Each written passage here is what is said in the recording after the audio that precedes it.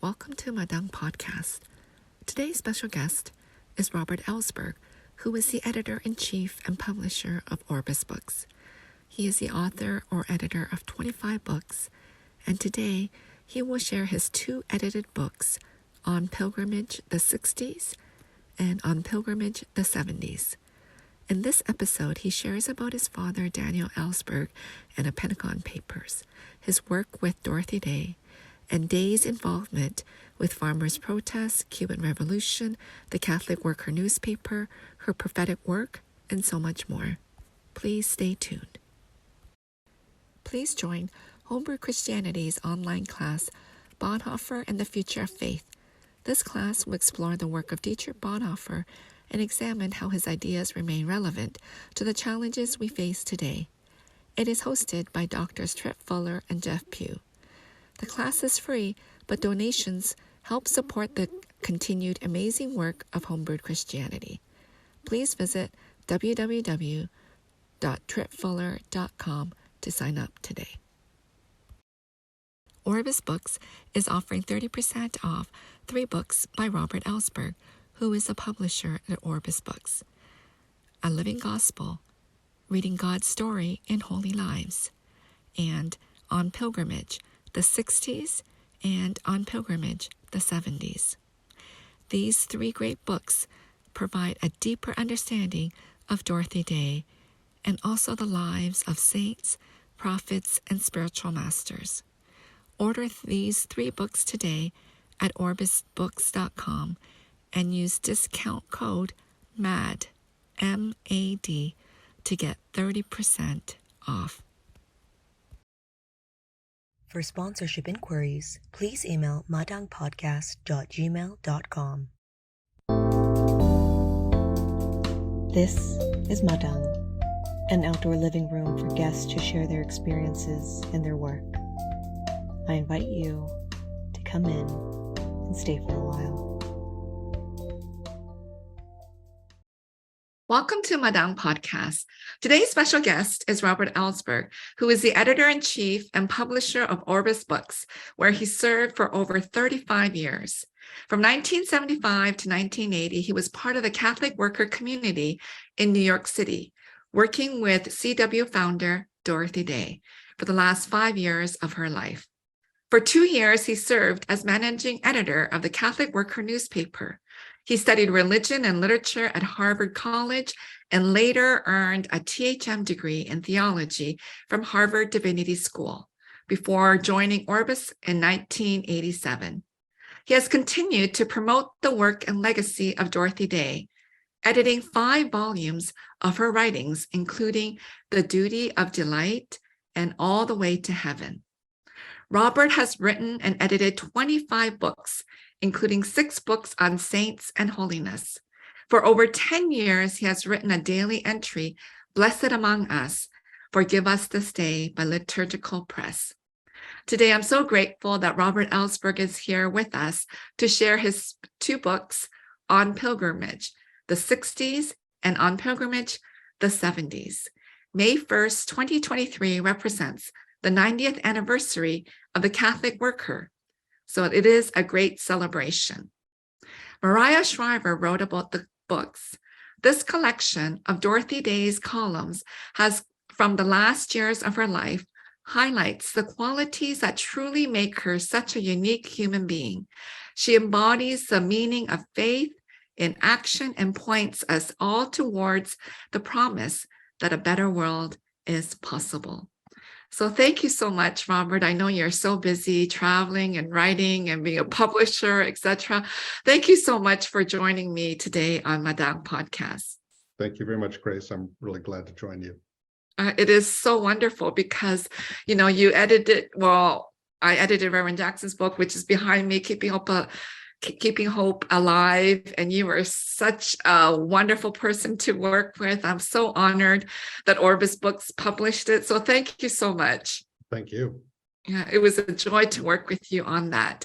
So before we get into your fabulous 2 volumes here, I wanted to just talk about I'm sure so many people have asked you questions and asked you so many things about what happened with the Pentagon Papers. So if you can just tell us, your father is Daniel Ellsberg, and that, I don't know, it must have been such an intriguing part of your life. So if you can share a little bit about that. I remember when I first happened to mention that to you. And of course, you didn't grow up in the United States. It's not your history. And so you were really fascinated by the story. And then Reverend Jackson walked in and you said, Reverend Jackson, do you know that do you know who Daniel Ellsberg is? And he said, of course. And he said, this is his son. And he did this double take. Yeah, I remember that so clearly. But so maybe there are other listeners who don't know who he is. So I'll share that with them. Yeah. So my father was a Defense Department and State Department analyst. He worked on planning around nuclear war. His interest was in trying to prevent nuclear war. This is back in the 1950s and early 60s. And then in the mid 60s, he was working in the Pentagon and went to Vietnam for 2 years. And while he was there, he became very disillusioned, to say the least, with the war in Vietnam, which he thought was a terrible mistake, and he wanted to know what he could do to try to help end that. But when he came back, one of the things he did was he was assigned to work on a top secret history of the Vietnam War that came to be known as the Pentagon Papers. And reading that really opened his eyes to the history of the war and made him feel that it was not a mistake, it was a crime that had been started all together on ignoble premises, and meanwhile massive amounts of violence was occurring there, and he was inspired by two things to action. One was contacts that he had in the government, who told him that, contrary to most people's belief, President Nixon was planning to expand the war. And this is 1969. Secondly, he encountered young men who were going to prison to protest the draft or refuse to cooperate with the draft. And that raised the question for him about what he could do to end the war if he was willing to go to jail himself. Wow. And that's when he got the concept of copying this top secret 7,000-page history of the Vietnam War and making it available to Congress, which he thought might inspire congressional hearings. Well, that never happened. He copied the papers, but 2 years later, when he couldn't get Congress interested in it, he turned to the press, and the New York Times published the Pentagon Papers, or at least began to. They were enjoined by the government, which tried to stop them, and it went all the way to the Supreme Court. In the meantime, he was underground, distributing copies of the paper to other papers, including the Washington Post and many other papers. So the Supreme Court finally upheld the right of the press to publish the papers, and he was indicted and charged with 11 felony counts, facing 115 years in prison. So this was a lot of what was going on in my background in my life as I was growing up.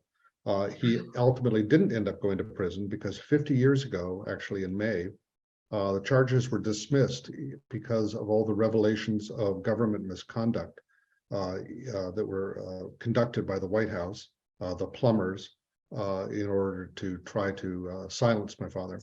And that tied in with Watergate, because exactly the same people who were going after him were also the people arrested in the Watergate hotel. Wow. So all of that, in fact, Nixon's involvement in Watergate, which it consisted of obstruction of justice and trying to make payoffs to the Watergate defendants, was to keep them from talking about what they knew about the illegal activities which he had authorized against my father. So Watergate was very much tied to what he had done, and therefore with ultimately his resignation in the face of pending impeachment. And that led to the end of the Vietnam War. So tremendous influence and consequence that came out of this action, in a very indirect way that he never could have imagined. So after the Vietnam War, he returned to his preoccupation with trying to prevent nuclear war, and he's worked on that for decades now. He's written 2 memoirs. His most recent one was called The Doomsday Machine, Confessions of a Nuclear War Planner. He's been arrested 100 times. He's done virtually everything he can think of. to try to raise awareness. And as you may know, as listeners may know, he recently disclosed that he has pancreatic cancer. Yes. And he has issued his kind of final message, which has to do with hoping that a new generation will continue to take up that struggle for peace. Well, thank you so much for sharing that with us, because, I saw him recently on CNN discussing it. He's 91 years old, a whole lifetime of service, for peace. That's incredible. And how, you were very young. Were you 13 years old when you're helping your dad photocopy the Yes. first? Yes. Yeah. And then your sister was 10 years old? She was, yes. Yeah, that's incredible that you at that young age were a part of this history and, really impacted us. So thank you so much to you, your family, your dad. It's incredible. And, we're keeping your dad in our prayers. So, I'm just so grateful for your family. So thank you so much. Well, And his example tied in very much with the kind of subsequent course of my life. In talking to me about undertaking what he considered a kind of act of civil disobedience, he said that he wanted that to be kind of legacy. He thought he'd be going to prison for the rest of his life, and to show my sister and me that there were the responsibilities of a citizen and a human being, and it raised questions for me about what my life was going to be about and for, and not following necessarily in his footsteps. But that's what led me ultimately, when I was 19, to go join the Catholic Worker. wow. Because I'd been raised by my mother, who was an Episcopalian in a Christian home. That was not something that I got from my father. But this kind of question of how to combine my faith with the world and its needs, with the cause of peace and justice, led me directly there in 1975. Well, that's incredible. As you mentioned, he would have gone to prison for life. And when I was listening to his CNN interview, he said that was nothing compared to the atrocity that was happening. When I heard that, I thought that is incredible, because I don't think I would have risked myself. It's, my life is too precious. So that's how I would view the situation. My father had been in the Marines. He'd been in Vietnam in situations of combat with other Marines. He wasn't in the Marines then, but he would go out on patrols to kind of learn about what was happening in the field. And he said, we take for granted that people exhibit physical courage, defending the country or going where they're ordered to go. And any of those times he could have died, or he could have lost his legs or been wounded in some terrible way. But we're much less accustomed to thinking of civic courage, civil courage, people taking great risks for causes of world peace or saving lives, but to risk their job, to risk their security, to risk their security clearances and their opportunity to work in the government in the future, and that, I think, is one of the things that set him apart, and that it's something we're not accustomed to recognizing or understanding. Thank you so much for sharing that. He's leaving a great legacy, and, you and your work. And, now as we turn to this book, I think what your father did really impacted, as you said, how you have kind of chosen your way and going to work with Dorothy Day. These two volumes are incredible, because for myself as a Protestant, I never really heard of Dorothy Day. And then when I was doing my PhD, I had a Catholic nun. Many Catholic nuns were teaching at Toronto School of Theology, Sister Ellen Leonard. And she was just talking about Dorothy Day one day. And I thought, oh, this is very interesting, because I've never heard of her until in my 20s, when I was doing my PhD in my theology. So coming to, read these volumes and understanding your involvement with Dorothy Day, the 60s. So one of them is the 60s, which covers the 1960s and then the 1970s. You really bring a collection of columns and articles written by Dorothy Day. So can you share how you decided to put these volumes together? And as I said in my introduction, you did a lot of other books too, but how did you decide to do these 2 volumes?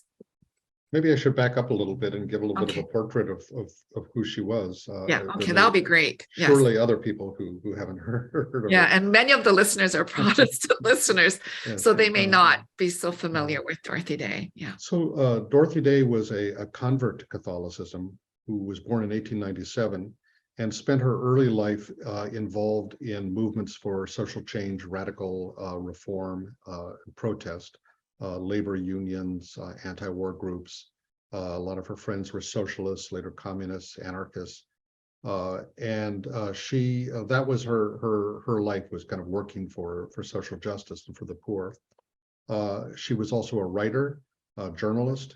She was arrested a couple of times, once for protesting with suffragists, women protesting in Washington for the right to vote.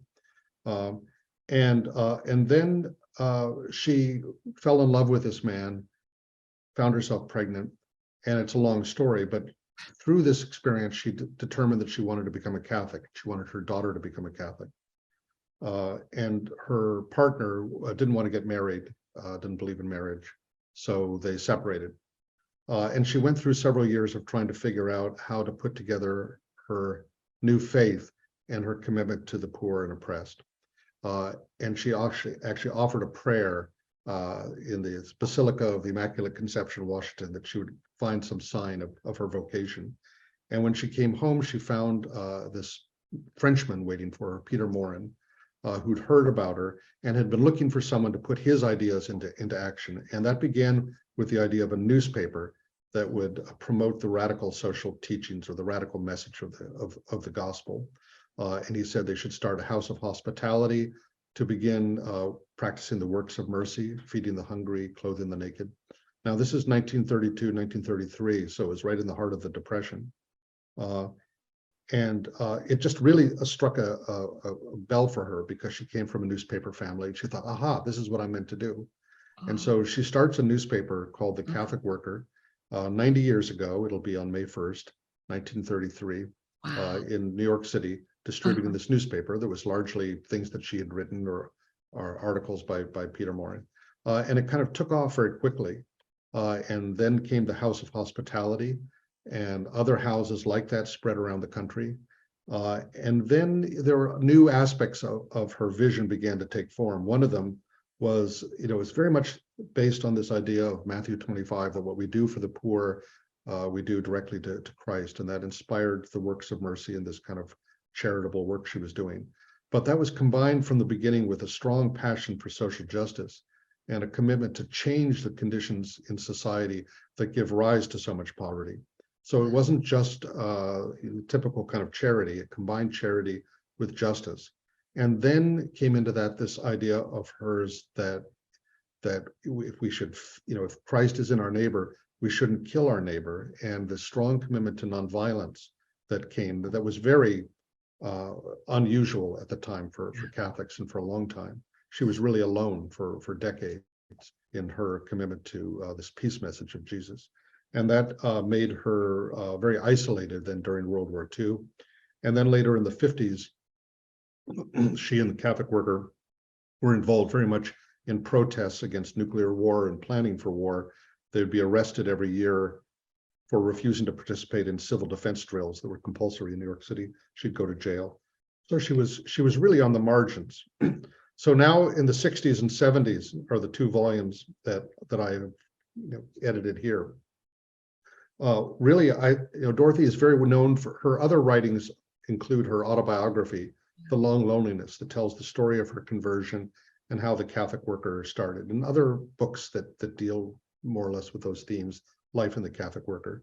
But most of what she wrote was from the newspaper that she edited over the years. And she had a column in particular that she called On Pilgrimage, that was not just about all of her travels around the country, but really reflected her kind of way of living life as a kind of pilgrimage, toward a goal of trying to meet Christ, and that determines everything the significance of everything that happens along the way. So she would write these long columns. Sometimes they would fill half the pages of the paper, and they would describe her travels around the country, visiting other communities, writing about struggles for social justice. In the 60s, there was a lot about the civil rights movement. She became very involved with the farm workers' protests in California, labor struggles, and then during the 60s also as the peace movement, took hold. She was very much in the forefront of that. So Dorothy Day has now been proposed by the church as a candidate for canonization. Wow. And to be an official saint. Wow. But a lot of people, I think in light of that, tend to focus on her kind of piety and as a kind of devout Catholic and what a holy woman she was. And I thought that one of the things that was very helpful about collecting these writings from the 60s and 70s is it shows how vitally engaged she was in the social issues of the time. For her, there was no difference between her devotional life and her commitment to the poor and social justice and peace. So there's very radical stuff. In the 60s, for instance, in 1962, she goes to Cuba to visit firsthand the revolution. Yeah, And it's kind of shocking that she writes these very admiring pieces about what was being done in the way of social justice and for the poor, and really rebuking Christians, who created a movement for communism by not being in the forefront of defending the poor and social justice. So it was very radical stuff. So that's 1962. Yeah. And then later on, the protests around Vietnam, her refusal to pay federal taxes. She almost went to prison over that. Her supporting people who were burning their draft cards. Her going down to the South and speaking on behalf of racial justice. And then in the 70s, she's she starts a house of hospitality for homeless women. She's standing up to the IRS and refusing to pay taxes then as well. So this kind of activism, but also, you see right side by side with her deep kind of faith and very traditional kind of piety in terms of daily mass and devotion to the saints and the rosary and reading scripture. So it's a time also, I thought, going back to the 60s and 70s, there's so many themes from those years that relate to our situation today. And so I thought that there was something very timely about, this is going back 50 years, these columns. But I thought that they read as if they could have been written today, many of them. Oh yeah, I thought, reading them, it was just so enlightening because, she's a trailblazer. As a woman doing this, I could see a man doing it, but a woman, and at that time and age, and being a mom, a single mom, basically, I just can't imagine. Like, I would assume in the Catholic Church, if you were a nun, you would have more kind of power or more say in all this. But as just a lay person, I just found her life is so incredible. And for you to kind of compile it into these huge volumes, this is not thin, they're quite thick volumes. It's just incredible. And it does. And as you say, it really speaks to us in our time. So when I was growing up, I never, ever thought I would be a writer. First, we were so poor. I only had 1 or 2 books in the house because my parents, if it's not essential, we don't get it. So I never really read books, they were from the library. I never, ever imagined. But for you, I think growing up in your household, I don't know, maybe with your dad and then photocopying all that, and then you went to work for her and you became the managing editor of the Catholic work. I know there's pictures, so let me share it because I just find that so incredible. How old were you? Well, I was 19 when I went there, and I was 20 when I became the managing editor of the paper. That is incredible. At the age of 20 to be a managing editor. So you're about 20 in that page. You're so handsome there. I think you look like your dad. And then I think there's another picture of you. So with you and Dorothy. Yeah, I only learned about those pictures a few years ago. her granddaughter found them and sent them to me. I never knew that there was a picture of me with her. Oh my goodness. You must have been in tears looking at these I was pictures. very, very, very moved in the way Who that she's like looking right into the camera there, you know. yeah, and you did, so who would have taken this picture? Oh, there was an old guy at the Catholic Worker named Stanley Vishnevsky who always had a camera, was always taking pictures. But he died years ago, so I didn't know about these. Wow, I just find these pictures incredible. I just, I just saw you in a beard recently because when I first met you, you didn't have a beard, but I guess you always had a beard when you were younger. As soon as I could grow a beard, I grew a beard. But okay. went Well, you look great with the beard. But these pictures are so amazing because you were so young. My kids are around that age right now, and I can't imagine them being a managing editor of anything. But what was it like to work as a managing editor and being in her presence? And you have this activism inside of you from your dad, and it's within your family. So how was it? Well, I can't say that I had any qualification for that job. I'd only been at the Catholic Worker for a few months when she asked me to do this. So it's a sign, I think, of how desperate she was. Because I think she probably saw gifts in you. Well, I think that's also true, and I think that says something about her. There was a woman who was the managing editor of the paper before me, and she wanted to go to nursing school and had been, I think, praying for someone to come along and pick this off her shoulders. Now, at that time, I didn't know that I was going to stay at the Catholic Worker that long. I was planning to only take a year off from college, and I was going to be there for a couple of months. So this really did change my life in deep ways because I ended up, staying, so much longer, 5 years. I didn't know how do you edit a paper. I didn't know that at all. So I just had to learn, on the job. And on the one hand, yes, I think Dorothy did have this uncanny way of being able to recognize people's gifts and to encourage them, because so often what prevents us is not just that nobody asked us, but that we're afraid to step forward, and we doubt our own capacity. We think, well, I'm not worthy, or I'm not capable of doing that. So it's never something I would have asked to do or imagined doing. On the other hand, you could say that, at least from my experience, that it was prescient, that she was pointing me in the direction of what turned out to be my life's work and vocation. I've been a publisher and editor for over 35 years, and not just an editor, but an editor of her writings, 5 volumes of her books. So there was that's where it all began for me, and I really kind of took to it, and I enjoyed coming up with ideas for authors who could write for us, which was a little different because the paper tended to be just sort of whatever had come in by press day would go into the paper. And I, on the other hand, would think of what are the themes or issues that I think we should be getting.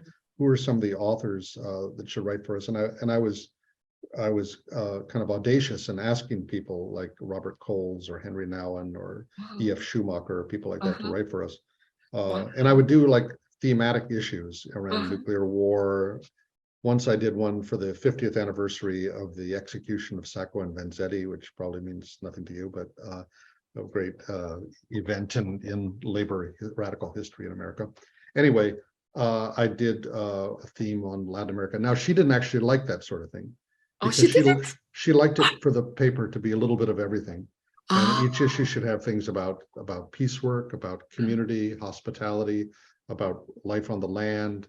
And she said, well, this is all about the same thing. What's the point, And so she didn't always agree with my choices, but she never rebuked me or anything like that. Now, she was in her late 70s at this point, and considered herself more or less retired. And so that volume of the 70s that I edited, I arrived in 1975. So the last 5 years of the book represent the time that I was sort of around there. And you see her by that time really winding down quite a lot. She had a heart attack in 1976. And after that, she really didn't travel anymore. And she became increasingly confined to her room at Mary House, the House of Hospitality for Women, the Lower East Side. So I only did it for 2 years as editor of the paper. I really kind of burned out. I realized that I was way over my head in terms of writing about things and representing something that I didn't feel I totally embodied. An aspect of that was my decision ultimately to become a Catholic, which I was not at this time. 1980, I became Catholic, and that's when I was ready to leave, and I went back to college. And she died very soon after that. So the first thing I did was edit a volume of her selected writings, which is still in print, and that kind of started me on this path. Wow. Who published that one, the first one? Alfred A. Knopf, big trade publisher, but it's in print now with Orbis Books. Oh, that's so good. You know, when I've met you so many times since, we started working on Keeping Hope Alive, and you seem like this mild, kind of laid back person. So I don't know how you write all these books and edit them, and you have a day job too. So it's just so, because there's other people who, people that both you and I know who are like, anyone meeting you would not be surprised that you've written lots of books. But you are so, oh, you're too kind, but you're so laid back. I'm like, I don't know how you even do all this, because it's incredible. And so, these 2 volumes, I just found it so interesting because the introduction was like so heartfelt, because nobody could have done it, I think, except for you. I just feel like, because you were actually with her, this is part of your work, and you were doing the managing editing of that. And there was one line from the introduction you wrote, Dorothy Day's work was a call for a revolution of the heart. Mm-hmm. And I think that's so, that to me, that really struck me, because, we're thinking of revolutionary workers, changing everything, but this is revolution of the heart. And I think, I don't know, it's so meaningful to me. And, when I read things like this, I just, I'm a PCUSA minister, but I feel like, oh, I want to be a Catholic now, because you guys do all the interesting things in life. So, Dorothy Day was not your typical Catholic, but the interesting thing is the ways that, for someone who was kind of an outlier through much of her life, she now kind of stands squarely within the path or the vision that Pope Francis has outlined. Yeah. He in turn is sort of the Pope that she would have dreamed up, kind of her dream Pope. But the parallels between their messages is uncanny.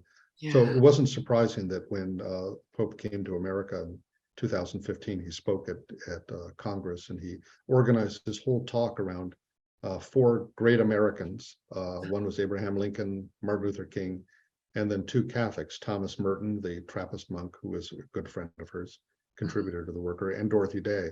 Wow. And I can only imagine there were a lot of people in Congress scratching their heads and wondering who in the world he was talking about, because she's still not really a household name at all. But after this episode, she will be a household name. There you go. We need more podcast people at a time. Yeah, well, the thing is, most of the listeners are Protestant, because this Madang is hosted by Christian Century magazine. But we Protestants don't know enough about the Catholic, writers and Catholic workers and Catholic theologians enough, because in our seminaries, when we're teaching our students, it's all the Protestant, we can't even get through all of them anyway.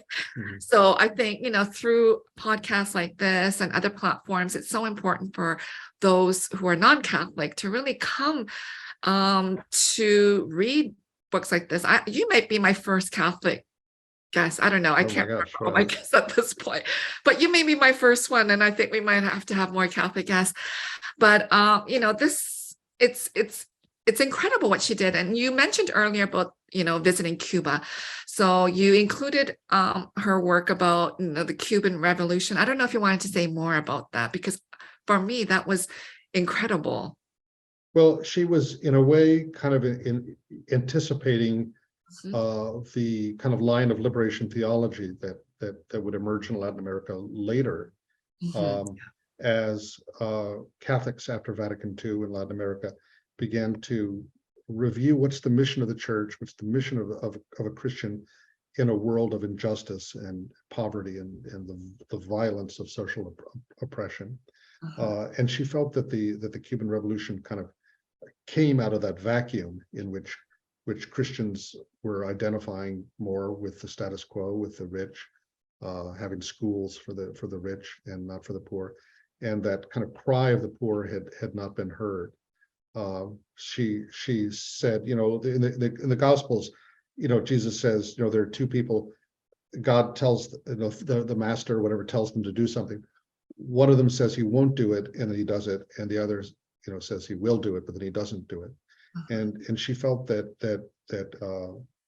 there were Marxists and there were revolutionaries who were trying to respond to the needs of the poor and social justice, needs that Christians had by and large overlooked. Now, she was not oblivious to limitations and problems with the revolution, and certainly issues of human rights that she was concerned about. But a lot of people were decrying this as anti-Christian. Christians shouldn't have anything to do with the revolution. And she was urging that Christians should be outdoing the Marxists in their spirit of self-sacrifice and service to the common good. So I have to say that was very controversial, certainly back then. She was there just a month before the Cuban Missile Crisis, when the whole world almost blew up, or she didn't know that. Wow. And that was just the beginning of a decade of upheaval throughout the world that she was very much plugged into, especially then with the Vietnam War. Wow, because in the book, it's like, we're on the side of the revolution. God bless the priests and the people of Cuba. God bless Castro and all those who are seeing Christ in the poor. I think it's such a prophetic message for us, like 50 years later, and we're, how do we see Christ in the poor? And, we're dealing with this. You mentioned Congress. I think Congress needs to read your book and become familiar with Dorothy Day and this prophetic voice that she had, because she really had this deep commitment, the love for the poor and the love for the church. And then I know she traveled so many places. She was invited, I think, to Australia, and then that became like a whole world tour, because she went to India and all over the place from there. She went to Tanzania. She met with Mother Teresa in India. Yeah, so can you share some of her travels? Because I went to India when I was in seminary, and I went to, it wasn't even my plan to go to Calcutta, but third day there, I met this strange man who said, oh, if you're in India, I was near New Delhi. He said, you must come to Calcutta. I just met him, and he goes, you can stay at my house. I went like 20-something hours on a train to Calcutta all by myself. Thinking back, if my daughter did this, because my daughter, I would say definitely no. But anyway, I went to this man's house. No Wi-Fi, no internet at the time, no cell phone. I go there. But then I said, if I go there, I have to see Mother Teresa. Of course, I didn't meet her, but I went to visit Missionaries of Charity. And it just, I've written about it many times, but that was so touching for me. But anyway, she met with Mother Teresa, right? They consider them, they were kind of two sisters. Mother Teresa came and visited her in New York. I was actually there. There's a famous picture of the two of them meeting together in Mary House. And you were there? I was there. I was not sitting. Oh, please send a picture or do you have a picture of that? Yeah, I don't. It's not my picture, but there's a picture. You can look it up. Oh my goodness! Please send it to me. So they really honored and respected one another. Mother Teresa gave her a pin of the Missionaries of Charity, sort of making her an honorary member of the missionaries. And it's interesting because they both respected each other, although they were very, very different, because they both began with that deep kind of mystical sense of that Christ is present in the face of the poor. But Mother Teresa's way was purely in the level of the works of mercy and charity, whereas Dorothy combined that with social criticism, social activism to try to change the society. So there's significant differences there, and I think that Mother Teresa, in some ways, is more traditional. There are a lot of saints like that in history. There are very few like Dorothy Day that you can say who combine charity and justice in that way. I can't think of any, and I'm not familiar with all of them, but yeah, so that's incredible. But you must find that picture, because I just find that would be so fascinating. I've always wanted to meet Mother Teresa, but anyway, just being in that Missionaries of Charity it was kind of life-changing for me, because I just recognize the hard work that so many people do. And, the rest of us, we just, for me, it is a comfortable life just writing, but those who are really doing it is so hard work. Mhm. So in the 60s and then in the 70s, you talk about, her arrests with farm workers, That's right. Yes. the Vietnam War. So I don't know if you want to say a bit more about that.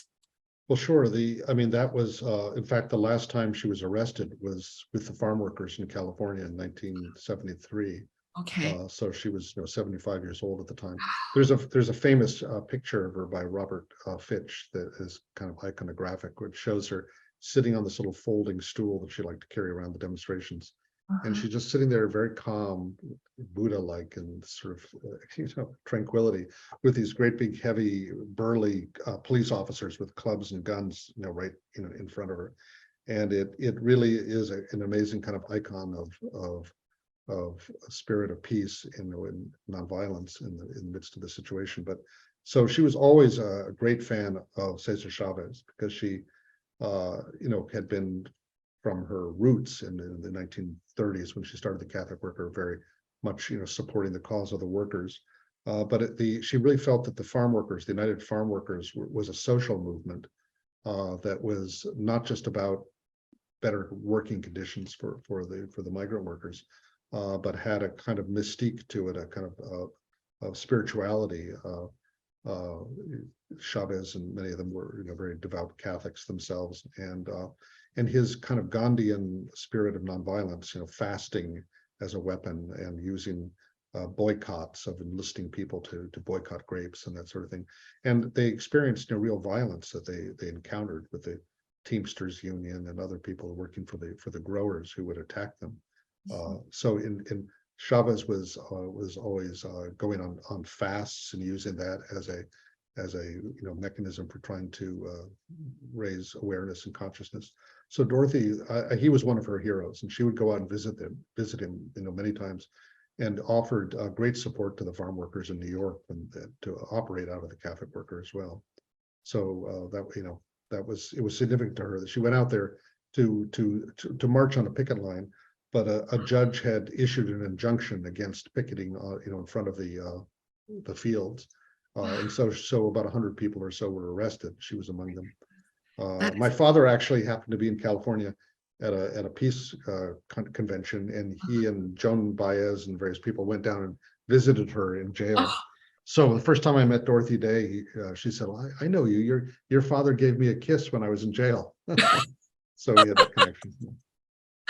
Wow, that is so incredible. And even at the age of 75, still protesting, when many of us are just wanting to travel and relax and, just enjoy our last years. That is incredible. Actually, in the 70s, in the introduction you wrote, in her old age, Dorothy began receiving recognition and honor, quite a departure from her usual marginal status, and not something she welcomed. Too much praise, she observed, makes you feel you must be doing something terribly wrong. Yeah. And I just found that so touching, because, even as young people, we want praise all the time, some trophy for something, some award. But she was so humble. And, I read, she declined all the honorary degrees. Yes, yeah, she didn't. She felt she never graduated from college. She didn't feel she deserved an honorary degree. And she also objected to a lot of the schools, because they had ROTC training on school and received money from the Pentagon. So it was also a kind of a protest there. But it comes back because there's still people who are worried about her being named as a saint. That's a way that we have of putting people on a pedestal, and we honor them, but we don't feel what they have to say is relevant to us or challenges our own lives in any way. And we can think, well, Mother Teresa could do that sort of thing. She's a saint. I could, you've been saying I could never do that. I could, when I'm 75, I'm not going to get arrested or something. But you never know. There's still time to find out. But she really believed that all Christians are called to holiness. There's a famous line that you've probably heard, and everybody seems to know this line, and I feel embarrassed because I had something to do with making it popular. Quoting her as saying, "Don't call me a saint. I don't want to be dismissed that easily." I included that in the introduction that I wrote for that her selected writings many decades ago, and since then it's become the most famous thing she supposedly ever said. And people think that that means, oh, she didn't want to be a saint. Why are you talking about making her a saint? Well, she believed that all Christians were called to be saints, called to be holy.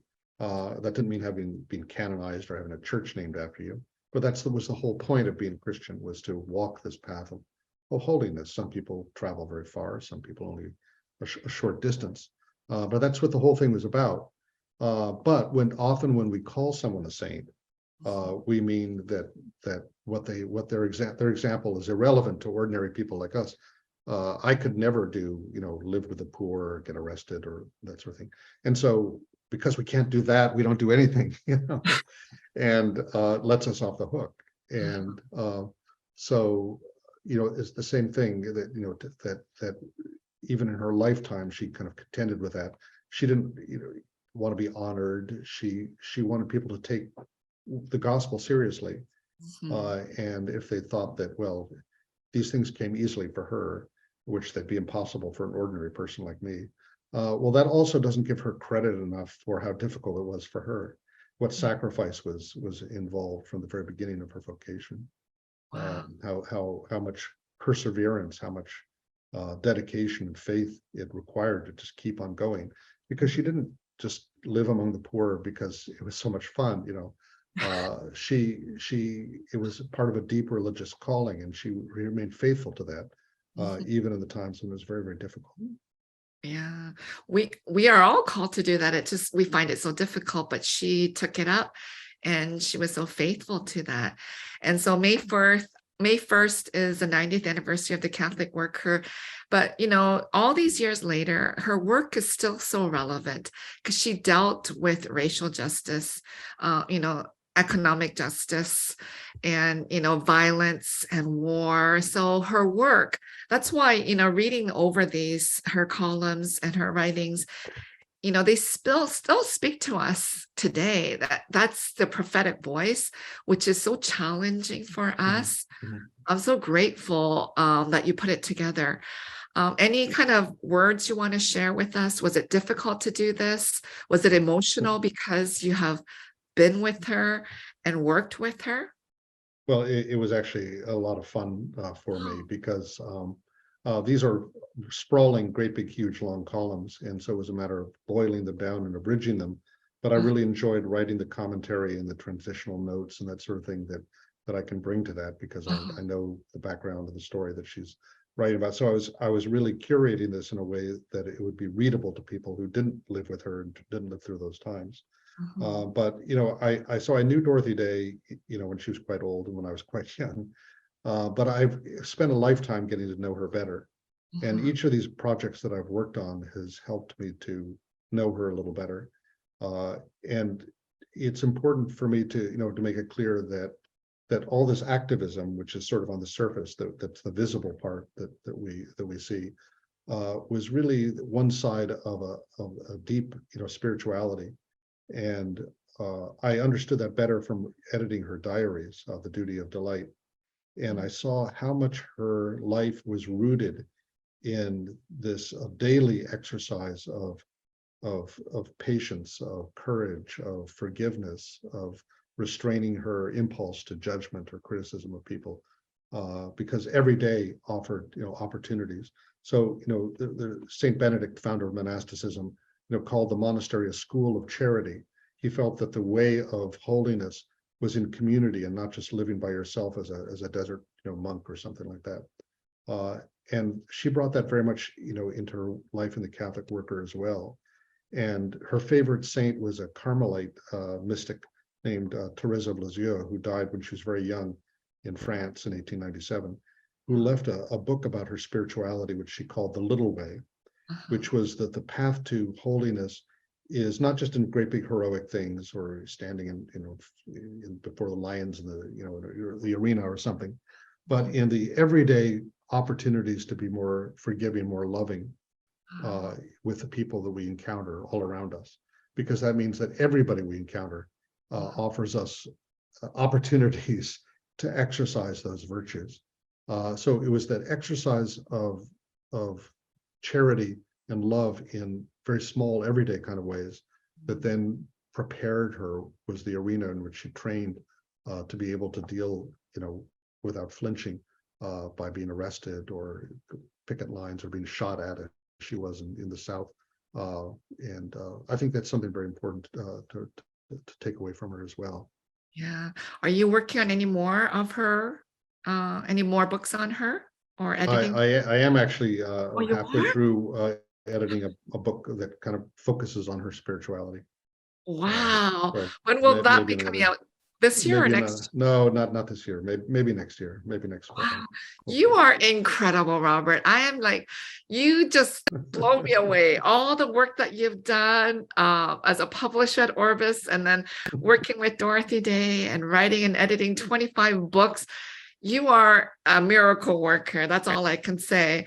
So thank you so much for your time on Madang podcast. I hope everyone, because I think you may have been my first Catholic guest. I think more people need to read about Dorothy Day. They can get this on pilgrimage 70s and 60s from Orbis Books.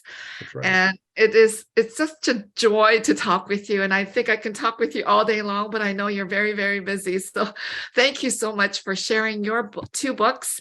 And hope to have you back again on Madang podcast. I would love that. Thank you very much, Grace. Real pleasure.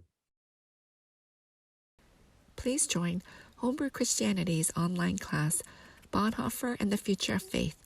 This class will explore the work of Dietrich Bonhoeffer and examine how his ideas remain relevant to the challenges we face today. It is hosted by Drs. Trip Fuller and Jeff Pugh. The class is free, but donations help support the continued amazing work of Homebrewed Christianity. Please visit www.tripfuller.com to sign up today. Orbis Books is offering 30% off 3 books by Robert Ellsberg, who is a publisher at Orbis Books. A Living Gospel, Reading God's Story in Holy Lives, and On Pilgrimage, the Sixties, and On Pilgrimage, the 70s. These 3 great books provide a deeper understanding of Dorothy Day and also the lives of saints, prophets, and spiritual masters. Order these 3 books today at orbisbooks.com and use discount code MAD, M-A-D, to get 30% off. For sponsorship inquiries, please email madangpodcast.gmail.com.